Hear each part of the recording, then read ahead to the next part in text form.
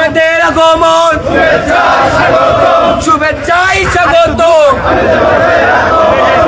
ফুলবাসীর পক্ষ থেকে লাল গোলাপ শুভেচ্ছা ফুলবাসীর পক্ষ থেকে সূত্রাসনের পক্ষ থেকে লাল গোলাপ শুভেচ্ছা সত্রাসনের পক্ষ থেকে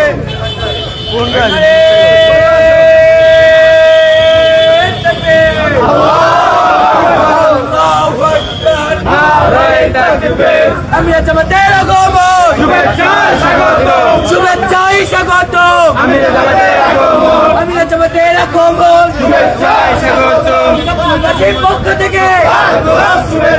লাল গোলাপ শুভেচ্ছা পুনরাসনের পক্ষ থেকে বাংলাদেশে কোন আইন প্রতীক আছে নাকি রে আমজনতার প্রতীক আছে নাকি রে